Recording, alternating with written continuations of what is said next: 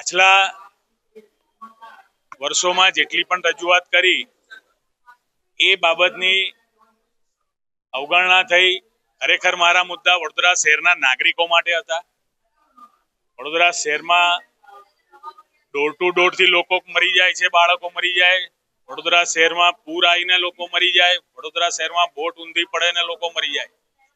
આ બધા બાબતે રજૂઆત કરી અને અધિકારીઓ ભ્રષ્ટાચાર કરે જે અવગણના કરી ત્યારે જ મારે આગળ એસીબી માં રજૂઆત કરવી પડી છે। અને આજે નહીં ને કાલે જે બી સત્યતા છે, પુરાવા સાચા છે એટલે એનો નિકાલ આવશે એવું મને ચોક્કસ માનવું છે। ફાયરમાં પણ આપને કહીએ કે 5 આઈટમોના ભાવ સરખા હોય, 3658 રૂપિયા જ હોય, લાઇટર બી એ જ હાથે મળે, સ્પોટ લાઇટ બી એ જ ભાવે મળે, તો દેખીએ તો ભ્રષ્ટાચાર દેખાય છે।